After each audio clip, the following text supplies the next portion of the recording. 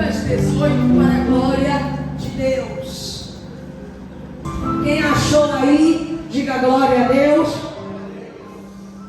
A palavra de Deus aqui em Lucas 18 diz o seguinte: e contou-lhe também uma parábola sobre o dever de orar sempre, sem jamais esmurecer, dizendo: havia numa cidade um certo juiz, que nem temia a Deus e nem respeitava homem algum.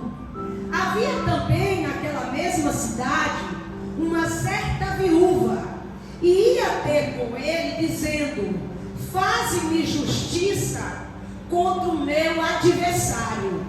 E por algum tempo não quis, mas depois disse consigo: ainda que não tema a Deus, nem respeite os homens, todavia essa viúva me molesta. Hei de fazer-lhe justiça, para que enfim não volte e me importune muito. E disse o Senhor: ouve o que diz o injusto juiz. E Deus não fará justiça aos seus escolhidos, que clamam a Ele de dia e de noite, ainda que pareça tardio para com eles? Só até aí, em nome de Jesus. Estenda as mãos aqui na minha direção, diga: Deus, usa a pastora nessa manhã. Aleluia. Senhor, eu creio, Deus, que o Senhor vai falar aos nossos corações. Creio que a tua palavra, ela é vida para aqueles que as acham e saúde para o nosso corpo. Ela é como espada de dois gumes, que penetra a ponto de dividir a alma do espírito, junta das medulas. Senhor, que essa palavra ela possa fazer o efeito em nosso interior, que essa palavra venha nos instruir, venha nos direcionar a viver no propósito do Senhor. Deus, que verdadeiramente através dessa palavra possamos ser edificados em nome de Jesus. Amém e graças a Deus. Pode celebrar o Senhor com as suas palmas. Irmãos, nós sabemos que a oração é o canal direto que nós temos para com Deus. Que quando nós oramos, nós estamos dialogando com Ele, estamos nos relacionando com Ele, tendo intimidade com Ele. E na verdade também, enquanto a gente ora, a gente cresce. Enquanto a gente ora, a gente se edifica. Enquanto a gente ora, muitas respostas de Deus começam a acontecer na nossa vida. E hoje eu quero falar, baseada nesse texto aqui, a respeito da oração, mas especificamente da perseverança na oração.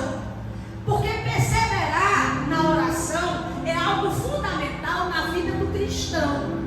Tanto é que esse texto é uma parábola. Parábola, na verdade, eram pequenas histórias que o Senhor Jesus ele contava para que ficasse mais fácil das pessoas absorverem as realidades espirituais. Então ele contava a parábola do reino e ali com uma lição espiritual dentro daquela parábola. E nessa parábola do juiz iníquo, a Bíblia começa dizendo que há para a nossa vida o dever de orar sempre sem jamais escurecer, sem jamais desanimar, sem jamais enfraquecer.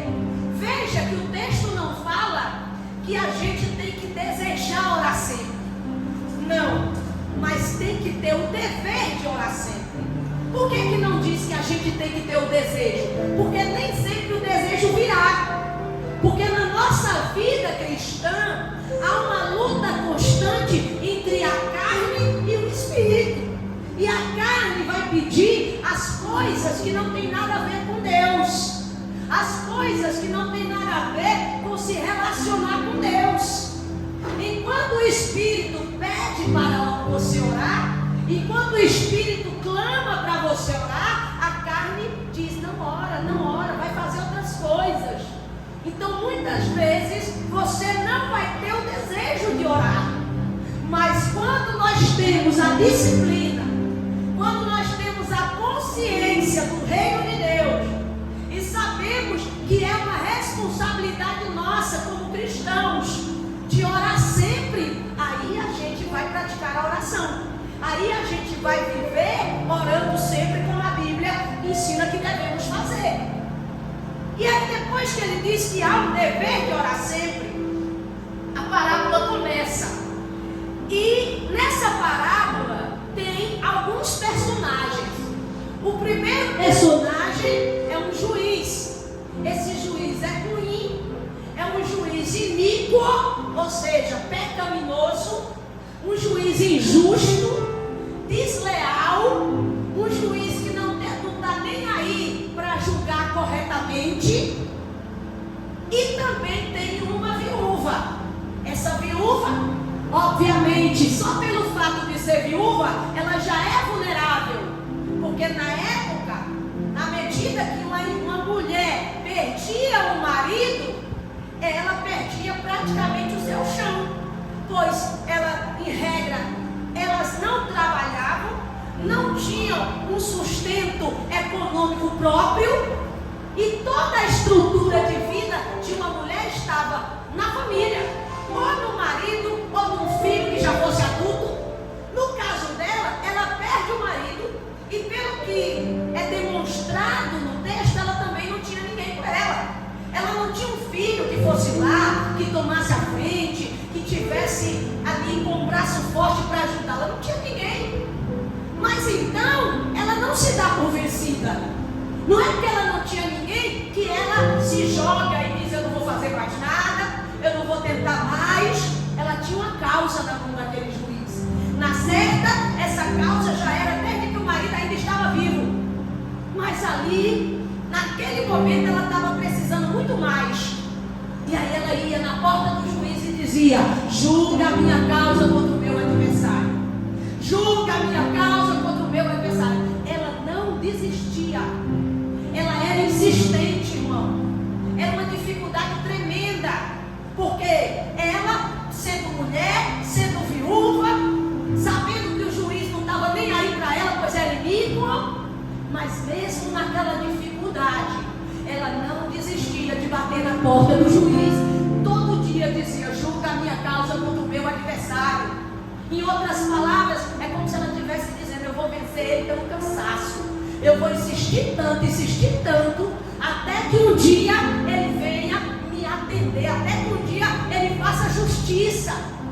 Aí Jesus faz um paralelo. Jesus faz uma analogia. Você está vendo esse juiz que é injusto? E essa mulher bateu na porta, até que ele julgou a causa dela, mesmo ele sendo injusto. Mas Deus, que é bom, que é justo, não é verdade? Quem está entendendo isso aí, diga glória a Deus. Imagine o nosso Deus. Imagine o nosso Deus, que é bom, que é justo. Se aquele injusto juiz, ele soube julgar a causa daquela mulher, porque ela insistiu. Imagine o Deus que é justo e bom, se ele não julgará as nossas causas. Imagine o Deus que é justo e bom, se ele não ouvirá as nossas orações. Então a primeira lição que eu trago para vocês é: continue orando mesmo diante da dificuldade. Essa mulher é um exemplo de perseverança. Ela ia lá, batia na porta do juiz, recebia sempre o não como resposta, recebia cara feia. Era como se ela estivesse perdendo o tempo dela, mas ela não parava. Era difícil para ela? Era. Não tinha ninguém por ela, não tinha um filho que ajudasse, não tinha um parente rico que pudesse ampará-la. Mas ela, mesmo em meio à dificuldade, ela ia lá, batia na porta daquele juiz. Nós temos que aprender isso, irmãos. Eu sei que Deus é bem diferente daquele juiz, e é até melhor para nós. repreendeu a mulher porque ela foi insistente? Certamente Deus fará questão de nos ouvir. Agora, o que é que acontece? Às vezes a gente começa a orar, e quando a resposta não vem logo, a gente desiste da oração. Ah, não, já orei, não aconteceu nada. Nós temos que ser mais insistentes nas orações que fazemos. Temos que orar, até que a resposta de Deus venha para a nossa vida. E ela certamente virá. Agora, eu também preciso estar preparada para a resposta que Deus tem para mim. Porque sempre que eu falo da resposta em oração, eu digo para vocês, Deus, Ele sempre tem para alguém uma resposta. Agora, Ele não tem a resposta que você quer. Ele tem a resposta que é melhor para a sua vida. É diferente, não é a que você quer, é a que é melhor. Então vai ter momentos que você vai orar, pedir algo a Deus, e a resposta de Deus vai ser não. E quando a resposta de Deus for não, nós temos que lidar com sabedoria e com reverência com o não de Deus. Não é se revoltar, se Deus não quis, se Deus não fez, se Deus não me deu, se não foi dessa forma, então eu vou dar o meu jeito. Nós temos que saber que quando Deus diz não para a gente, Deus conhece o plano inteiro. Deus já está lá no nosso futuro. Então, quando Ele está dizendo não, tem um motivo por trás disso. Por que Deus está dizendo não? Se Deus é bom e eu estou pedindo algo a Ele, por que Ele disse não para mim? Por que a resposta sempre vem não, não, não e não? Porque Deus, como conhecedor de todas as coisas, como onisciente que Ele é, Ele já sabe que aquilo que você está pedindo não é bom para você. Que aquilo que você está pedindo, como uma criança, que imagine um pai, a criança fica puxando na barra da saia da mãe, na barra da calça do pai.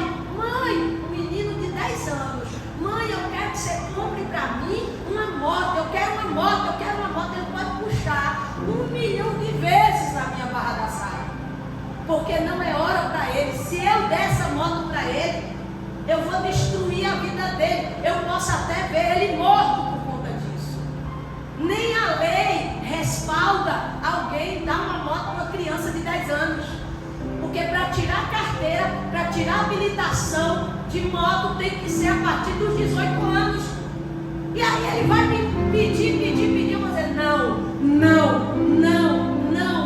porque eu sei que isso pode destruir ele, pode acabar com a vida dele. Uma criança de 2 aninhos quer botar veneno na boca, você vai dar um tapa, não faz isso, até pelo susto. Quer botar o dedo na tomada, você não, até pelo susto você dá um tapinha ali, porque você quer ensinar ela que não é o certo, que não é bom para ela. Ah, mas eu quero. Mas Deus sabe mais do que nós.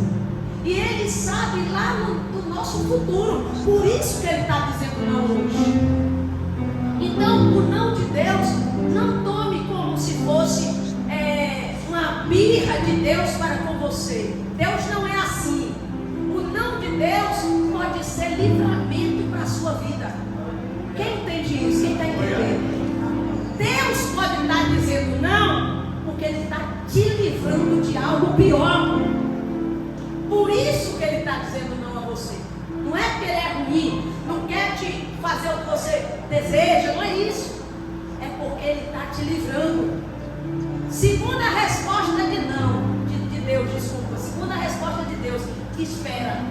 Porque pode ter o não, acabou, aceite o meu não, mas Deus pode dizer espera. Eu posso até dar um exemplo que eu acabei de dar da moto. Porque eu disse não, mas o não que eu falei foi, de certa maneira, temporário. Porque quando chegar com 18, a coisa muda de figura. Então tem coisas que Deus vai dizer, espera. porque não é o seu tempo ainda. Porque se você receber aquilo agora, você não tem base, não tem estrutura suficiente para você suportar aquilo. É bênção, é. Mas até as bênçãos nós temos que ter estrutura para usufruir, para lidar bem com a bênção. Salmo 42, irmão. Abra aí. Deixa eu ver se é o 40 ou 42. Salmos, para a glória de Deus, vai abrindo. 40, Salmo 40, aí diz assim, salmista Davi falando, a epígrafe do texto é: Deus ouve a alma paciente, a obediência é melhor do que o sacrifício. O salmista faz a oração a Deus para o livramento dos males. Aí no versículo 1 diz: esperei com paciência no Senhor, e Ele se inclinou para mim e ouviu o meu clamor. Tirou-me de um lago horrível, de um charco de lodo, pôs os meus pés sobre uma rocha e firmou os meus passos. Sábio foi o salmista, porque ele estava orando a Deus, orando, e ele viu que precisava ser paciente na oração. E aí ele diz aqui: esperei com paciência pelo Senhor. Porque como o Senhor é conhecedor de todas as coisas, Ele não vai agir de forma precipitada, Ele vai agir na hora exata, do modo certo e na hora exata. E aí o salmista disse: eu esperei com paciência pelo Senhor. Você é capaz de esperar? O salmista orou e esperou. Mas tem gente hoje que ora, mas não quer esperar. Se Deus não fizer, eu saio da igreja. Se Deus não fizer, eu vou dar o meu jeito e eu vou fazer. Você está querendo passar na frente de Deus. E de repente você pode se machucar feio. Pode estragar aquilo que seria bom e lindo lá na frente. Então o salmista falou: eu esperei com paciência pelo Senhor. Ele soube esperar, porque tem gente que não sabe de jeito nenhum. E ele se inclinou para mim. Ou seja, Deus me ouviu. Deus ouviu a minha oração. Valeu a pena esperar.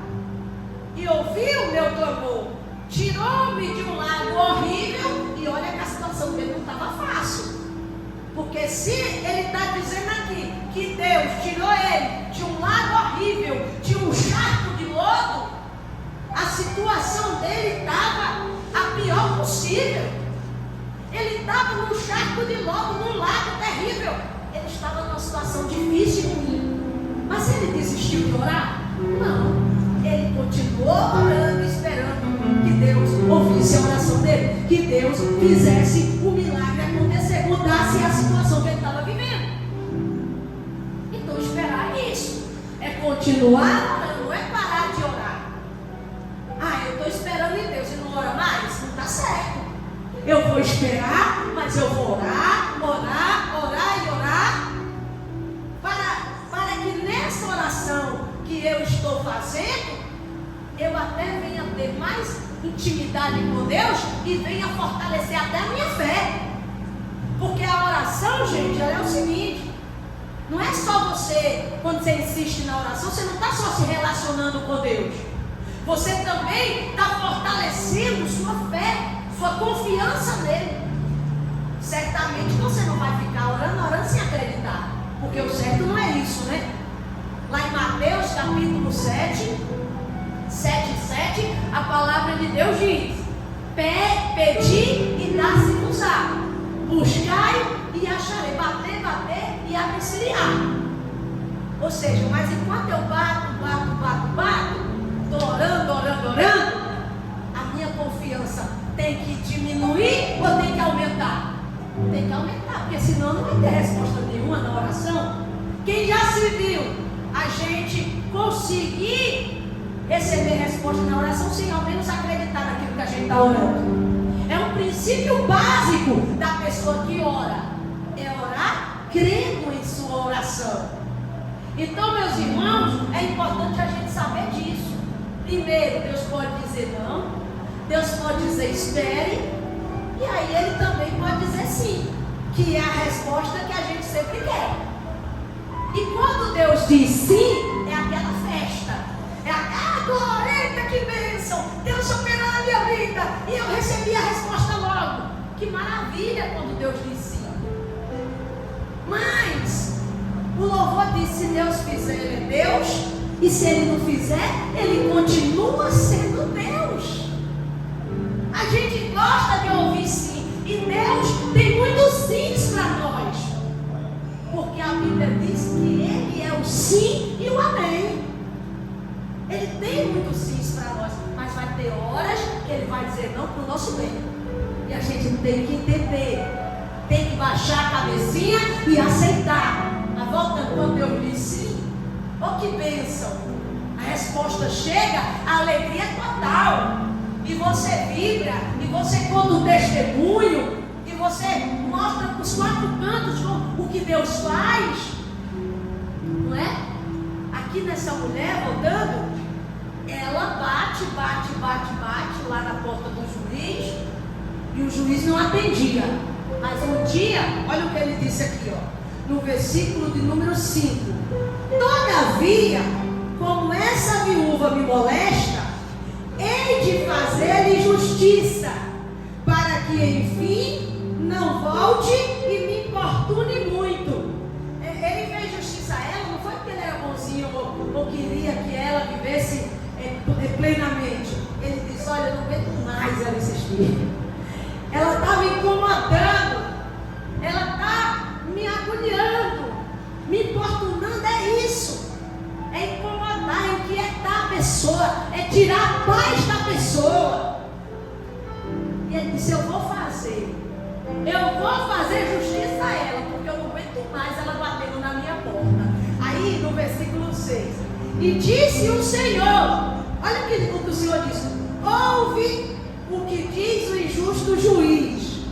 E Deus não fará justiça aos seus escolhidos que clamam a Ele de dia e de noite, que não para de orar, que é perseverante na oração? Deus não fará justiça? A pergunta: ainda que pareça tardio para com eles, ainda que pareça que está fazendo você esperar, será que Deus não fará justiça? Qual é a resposta?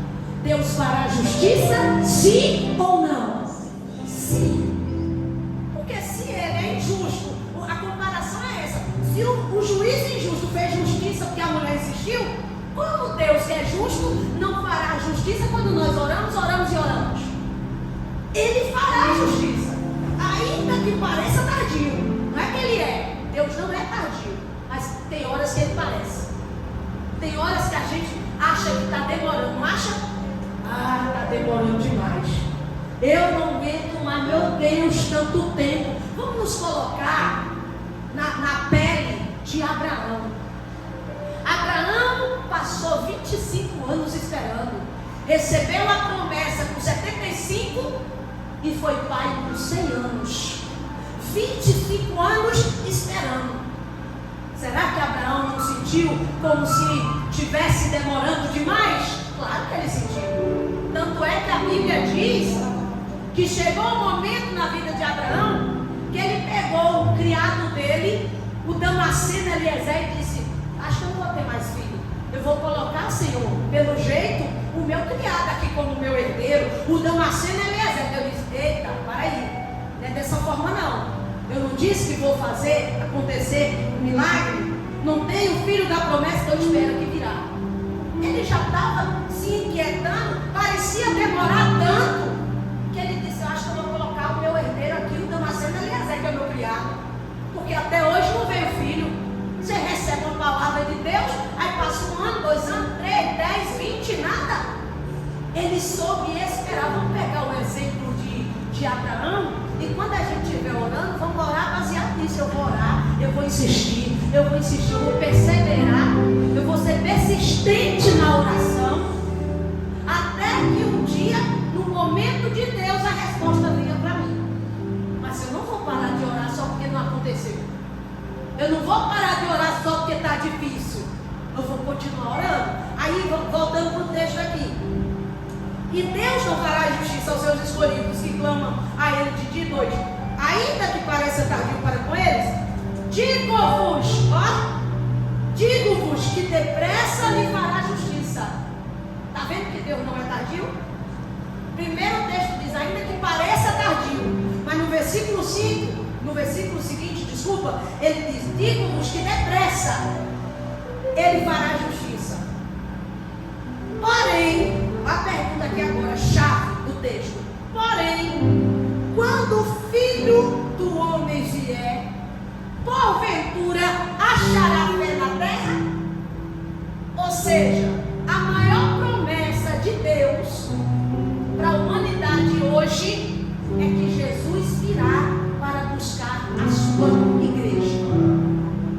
Mas será que eu, que digo hoje que confio em Deus, que estou na fé, será que eu vou manter minha fé até o fim? Porque tem gente, ele ora uma vez com fé, ele ora 2 vezes com fé, 3 vezes com fé, vai diminuindo, 4 com fé, mas já não está do jeito que estava no início. E chega um momento que aquela pessoa que era fogo puro no início, que era pura confiança, que era pura fé, ela já não sabe mais nem o que ela fez. Ela já está duvidando de tudo. Por isso que o Senhor aqui está dizendo, Ele faz justiça.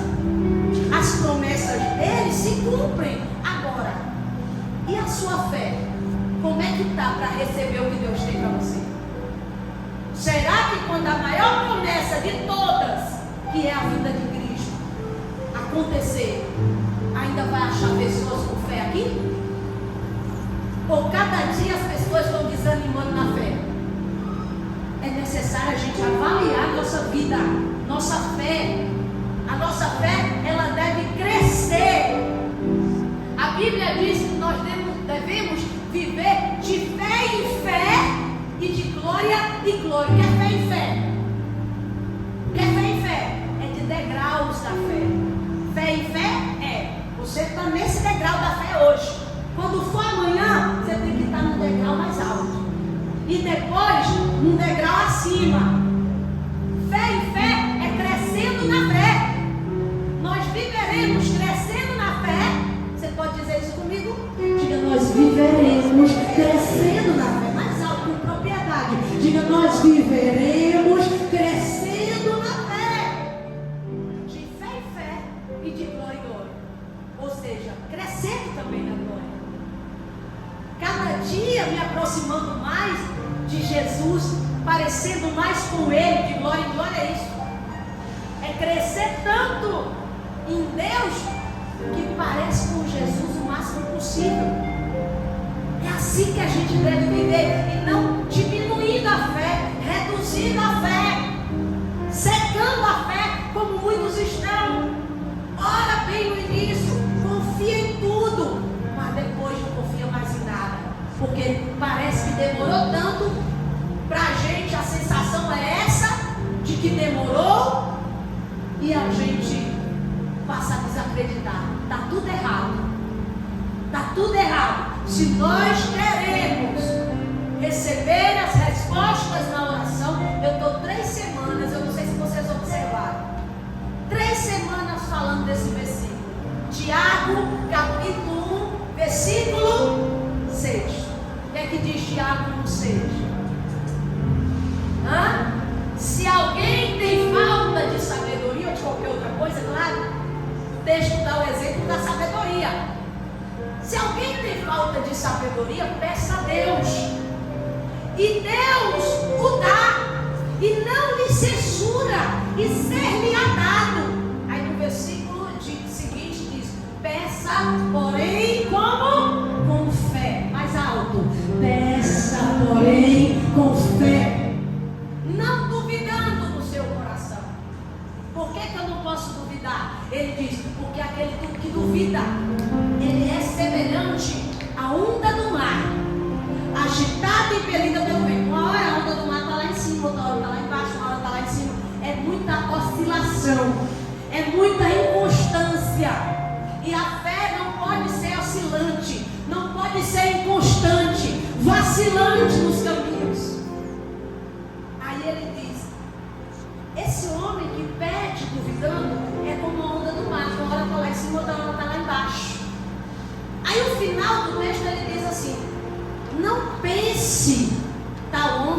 receberá alguma coisa do Senhor. Esse homem que é vacilante, que é inconstante nos seus caminhos, que começou crendo e terminou duvidando. Infelizmente, tem muitas pessoas que começam as coisas bem e terminam mal. Eu já tenho batido nessa tecla. E eu tenho visto, irmãos, até nas coisas que a gente faz na igreja. Vamos fazer um curso. Começa o curso, todo mundo vindo para o curso. Quando chega no meio do curso, a metade do povo some. Tem que ter constância. Como é que começa as coisas e simplesmente não vai até o fim nelas? Como você vai avançar desta maneira? Tem pessoas que começam tudo muito bem. Começa na fé, começa ali buscando e tal. Daqui a pouco vai oscilando. Daqui a pouco a fé vai diminuindo. Como que essa pessoa quer agradar a Deus? Como que essa pessoa quer receber de Deus? Isso prejudica não é só na vida com Deus, até na sua vida lá fora. Você com a hora está animado. Tem gente que eu vou abrir uma empresa. Do nada a pessoa diz, eu vou abrir uma empresa. Aí chega para mim, pastora, me abençoe. Eu vou abençoar, meu irmão. Estou aqui para abençoar as pessoas mesmo. Mas a primeira coisa, você vai pedir direção a Deus para abrir essa empresa? Porque nem todo mundo tem a veia empresarial. Tem gente que não sabe empresariar. Eu mesmo acho que não sei, porque eu não sei cobrar nada de ninguém assim. Se alguém me dever uma coisa, eu tenho vergonha de cobrar. Então nem daria para essa área. Não é verdade?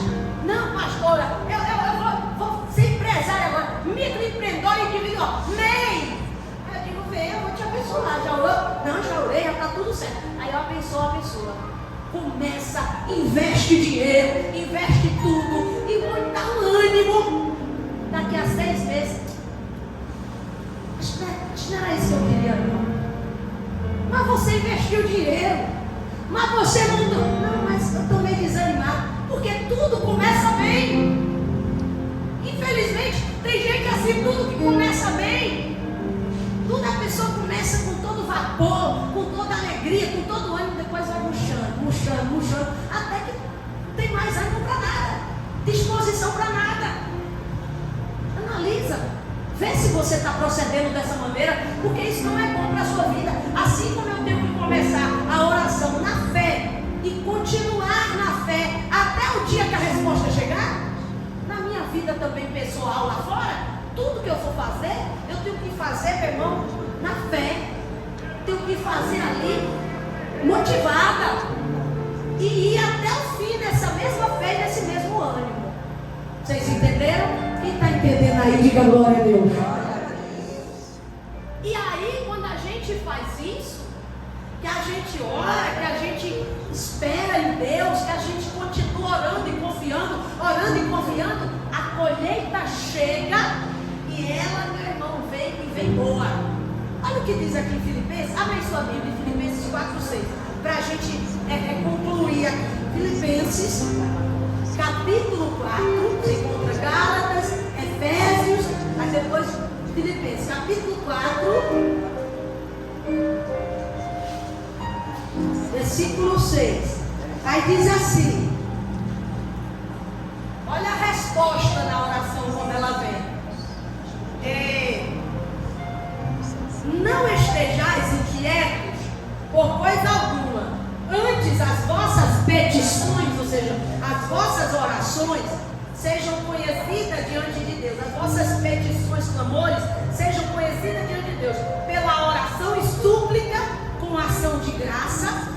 Aí a resposta, e a paz de Deus, que excede todo entendimento, guardará o vosso coração e as vossas mentes em Cristo Jesus. Ou seja, tem momentos que vêm para nos deixar ansiosos, situações que vêm para que a gente fique inquieto, problemas que precisam ser resolvidos, mas aí a Bíblia diz que você não seja conhecido pela sua inquietude, mas que você seja conhecido pelas suas orações e súplicas, que você ore diante de Deus, que você clame, que você faça petições a Ele e até que você agradeça a Ele. Por quê? Porque esse clamor, essa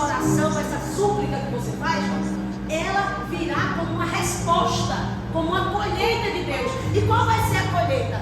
Deus primeiro vai transformar esse coração inquieto e turbulento em um coração cheio de paz. Quem está entendendo aí, diga glória a Deus. Ore, que a paz chega. Eu estou inquieto, eu estou ansioso. Ore, que Deus vai colocar paz no seu coração.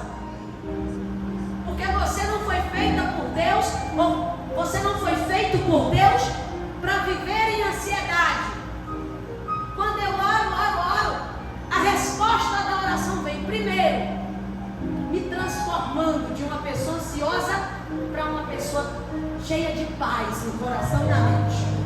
Que a Bíblia diz: a paz de Deus vai guardar o seu coração e a sua mente. Ou seja, eu estou orando, e a colheita vem.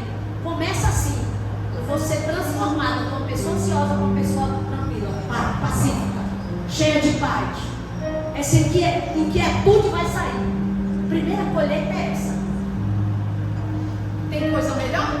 Tem coisa melhor?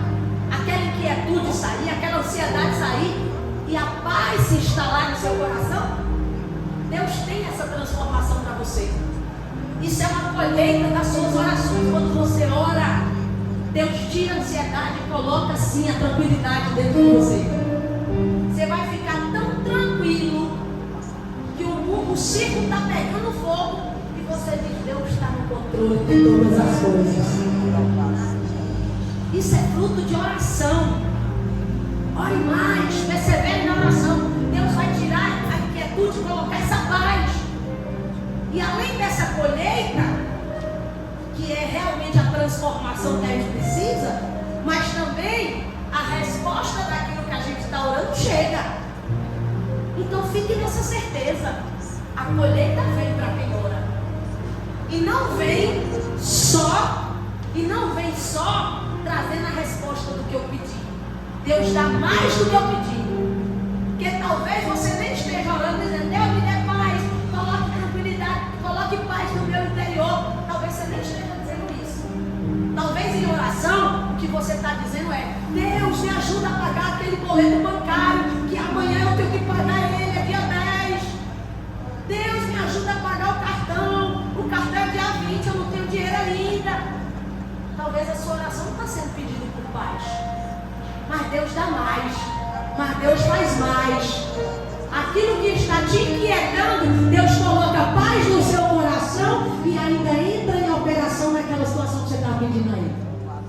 Então aprenda a orar e orar com persistência. Não ficar desistindo na oração quando a dificuldade aparecer. Não ficar desistindo se você orou uma vez e nada pareceu mudar. Ore. E quando parecer que já era suficiente, ore mais. Quem entendeu pode aplaudir Jesus.